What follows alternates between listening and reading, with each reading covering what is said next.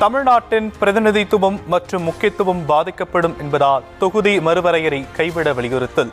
தற்போதைய நிலையை தொடர வேண்டும் என எம்பிக்கள் பங்கேற்ற கூட்டத்தில் முதலமைச்சர் விஜய் பேச்சு.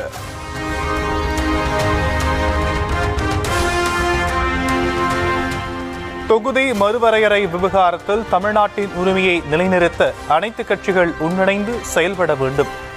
அனைத்து கட்சி நாடாளுமன்ற உறுப்பினர்களுக்கு முதலமைச்சர் விஜய் வேண்டுகோள்.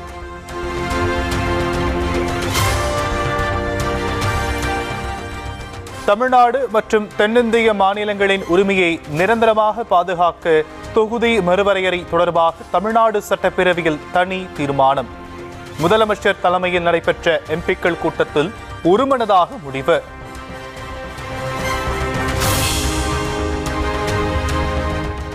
மக்களவை மாநிலங்களவை விகிதத்தை தற்போதுள்ள அளவிலேயே நிலைநிறுத்த வேண்டும். தற்போதுள்ள மக்களவை தொகுதிகளின் எண்ணிக்கையை மாற்றக்கூடாது எனவும் எம்பிக்கள் கூட்டத்தில் வலியுறுத்தல்.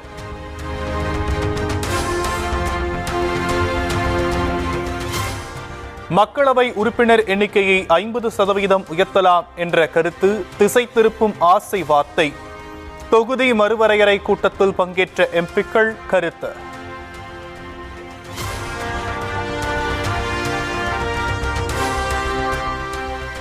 எம்பிக்களின் எண்ணிக்கையை அதிகரித்தால் நேரமின்மை காரணமாக தங்களது கருத்துக்களை முழுமையாக எடுத்துக் கூற சிக்கல் ஏற்படும் என எம்பிக்கள் கருத்து. அமெரிக்கா போன்ற நாடுகளில் மக்கள் தொகைக்கு ஏற்ப எம்பிக்களின் எண்ணிக்கை அதிகப்படுத்தப்படவில்லை எனவும் விளக்கம்.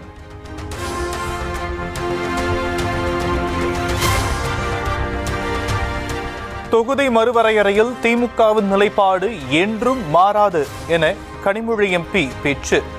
காவேரி பற்றி பேச சொன்னால் ஆளுங்கட்சியினர் தொகுதி மறுவரையறை பற்றி பேசுவதாக குற்றச்சாட்டு.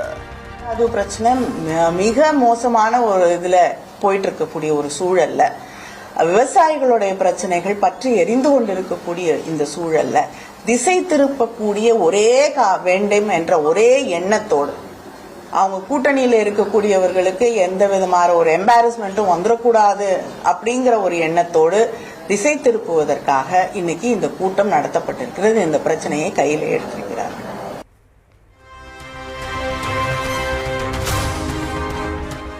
தொகுதி மறுசீரமைப்பு மசோதா குறித்து எந்த தகவலும் இல்லாத நிலையில் எம்பிக்கள் கூட்டத்தை கூட்டியது ஏன் என கனிமொழி கேள்வி.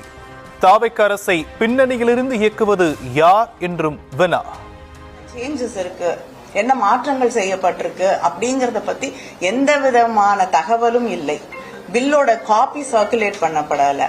அப்படி இருக்கும் பொழுது பழைய பில்லுக்கும் இங்க இப்ப புதுசா வரும் என்று நாம் நினைக்கக்கூடிய பில்லுக்கும் என்ன பெரிய மாற்றம் இருக்க முடியும்? இதற்காக இந்த கூட்டம் கூட்டப்பட்டு யார் அந்த கூட்டத்திற்கு பின்னணியிலே இருக்கிறார்கள், யார் இவர்களை இந்த அரசாங்கத்தை இயக்கி கொண்டிருக்கிறார்கள்?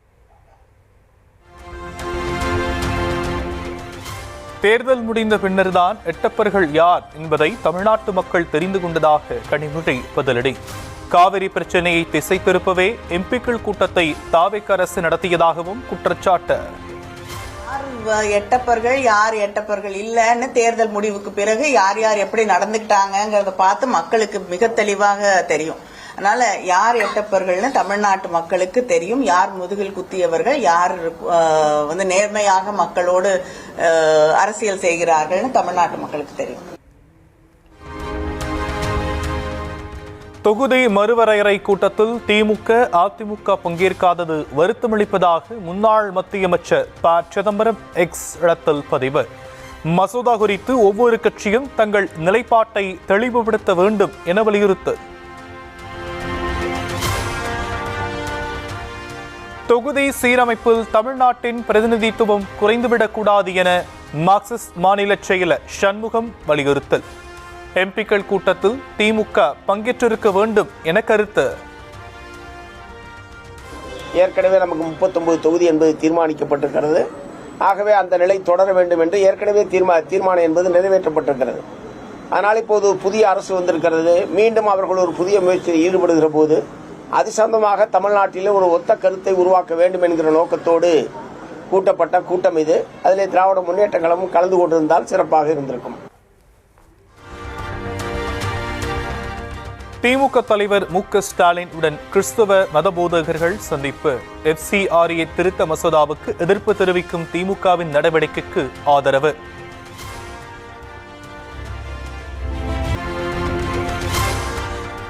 அதிமுகவிலிருந்து தமிழக வெற்றி கழகத்தில் இணைந்தவர்களுக்கு கட்சி பொறுப்பு வழங்கினார் முதலமைச்சர் விஜய்.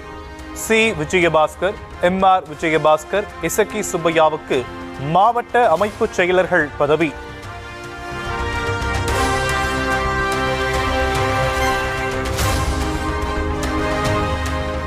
அதிமுகவிலிருந்து தவிகவில் இணைந்த மரகன் குமரவேலுக்கு துணை பொதுச் செயலர் பதவி. ராஜகோபால், ஜாகிர் உசேன் உள்ளிட்ட 10 பேருக்கும் துணை பொதுச் செயலர் பதவி வழங்கினார் தவிக தலைவர் விஜய்.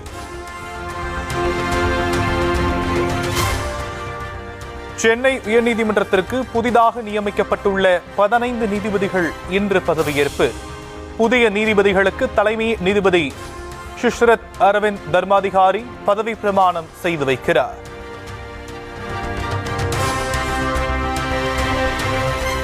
வடகிழக்கு பருவமழை முன்னெச்சரிக்கை நடவடிக்கைகளை மேற்கொள்ள அதிகாரிகளுக்கு சென்னை மாநகராட்சி ஆணையர் உத்தரவு.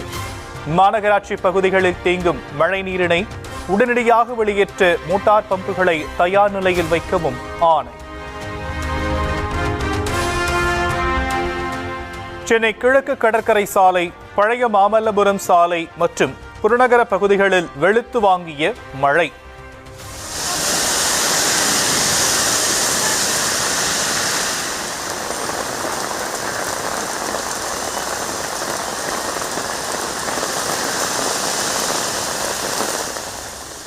காஞ்சிபுரம், செங்கல்பட்டு மாவட்டங்களில் பெய்த கனமழையால் விவசாயிகள் மகிழ்ச்சி.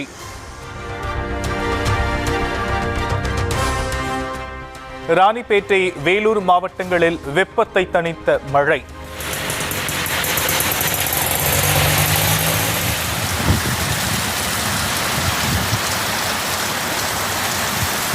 திண்டுக்கல், மயிலாடுதுறை மாவட்டங்களில் பரவலாக மழை பெய்ததால் விவசாயிகள் மகிழ்ச்சி.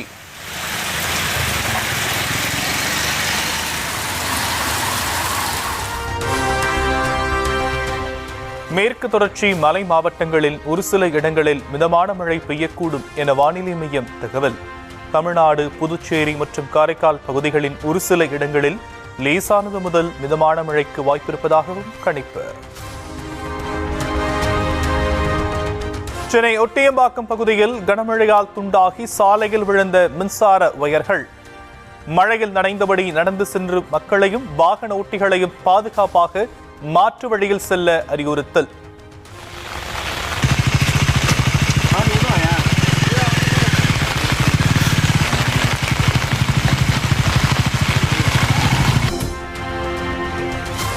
பிரதமர் மோடியுடன் அமெரிக்க துணை அதிபர் JD வான்ஸ் தொலைபேசியில் ஆலோசனை. இருதரப்பு உறவுகளை வலுப்படுத்துவது குறித்து இருவரும் கலந்துரையாடியதாக தகவல். UPI செயலி வாயிலான பண பரிவர்த்தனைக்கு கட்டணம் விதிக்கப்படுவது குறித்து மத்திய அரசு விளக்கம். தனிநபர்களுக்கு இடையிலான அனைத்து பரிவர்த்தனைகளும் தொடர்ந்து கட்டணமின்றியே இருக்கும் என திட்டவட்டம்.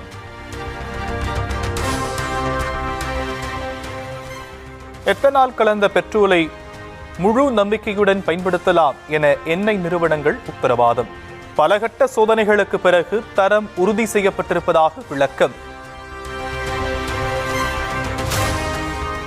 16 மாநிலங்கள் மற்றும் 3 யூனியன் பிரதேசங்களில் நடைபெற்ற 3ஆம் கட்ட SIR பணிகள் நிறைவு. 1.5 கோடி வாக்காளர்களின் பெயர்கள் நீக்கப்பட்டிருப்பதாக தேர்தல் ஆணையம் தகவல். மோசமான வானிலையால் காஷ்மீரில் அமர்நாத் புனித யாத்திரை தற்காலிகமாக நிறுத்தம். கடந்த 35 நாட்களில் 4,80,000 பேர் பனிலிங்கத்தை தரிசித்ததாக தகவல்.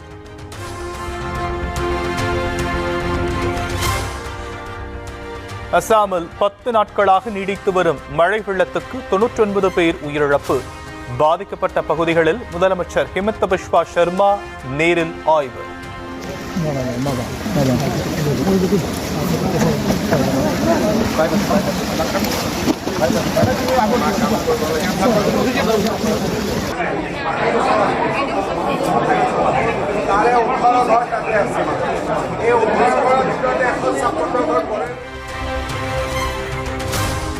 டிட்வா புயலால் பாதிக்கப்பட்ட இலங்கைக்கு மறுசீரமைப்பு திட்டத்தின் கீழ் 250 டன் பைலி பாலம் ஒப்படைப்பு.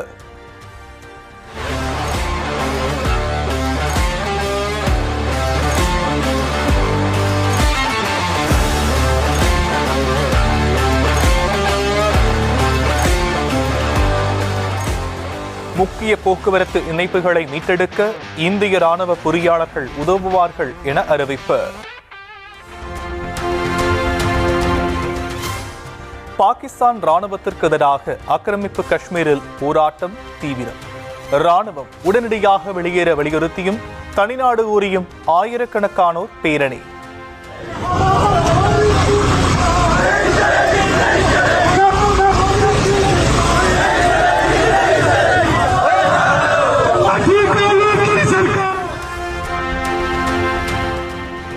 நிபந்தனைகளை அமெரிக்கா ஏற்றால் மட்டுமே ஹோர்முஸ் நீரிணை திறக்கப்படும் என ஈரான் திட்டவட்டம்.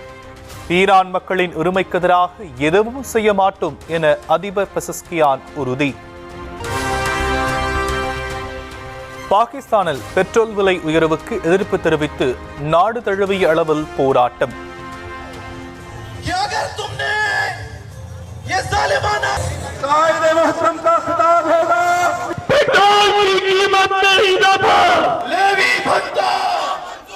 கடைகள் அடைக்கப்பட்டு மறியல் போராட்டங்கள் நடைபெற்றதால் இயல்பு வாழ்க்கை பாதிப்பு. அமெரிக்காவின் கலிபோர்னியா மாநிலத்தில் இருந்து விண்ணில் பாய்ந்தது Falcon 9 rocket.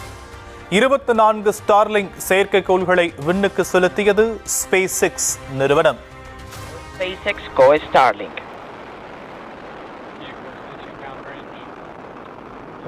4, 3, 2, 1. Ignition. And liftoff of a Starlink 1738. Go SpaceX, go Starlink.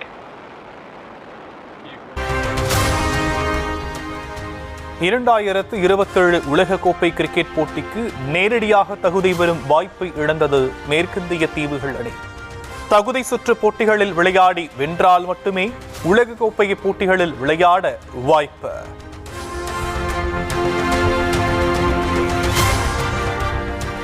TNPL தொடரின் லீக் ஆட்டத்தில் மதுரை பேந்தர்ஸ் அணி வெற்றி. பரபரப்பான ஆட்டத்தில் 6 விக்கெட் வித்தியாசத்தில் கோவை கிங்ஸ் அணியை வீழ்த்தியது.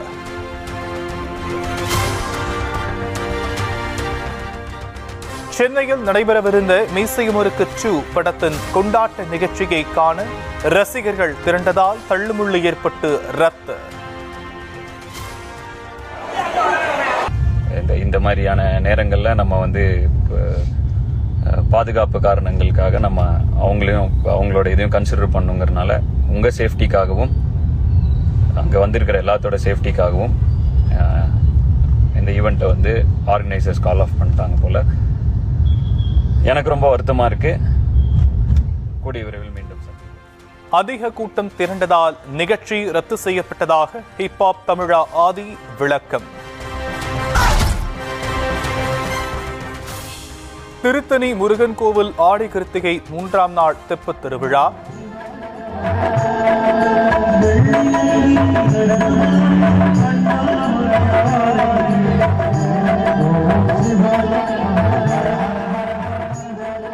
தெப்பத்தில் வந்த சுவாமி தரிசனத்துக்காக திருக்குளத்தை சுற்றி ஆயிரக்கணக்கான பக்தர்கள் திரண்டனர்.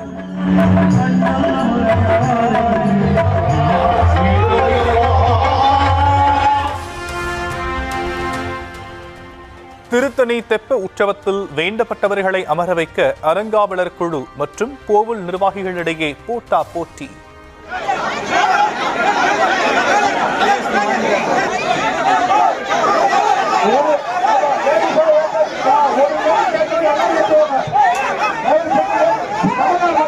ஒரே நேரத்தில் நூற்றுக்கணக்கானோர் தெப்பத்தில் ஏற முயன்றதால் பக்தர்கள் மற்றும் போலீசார் இடையே தள்ளுமுள்ளு.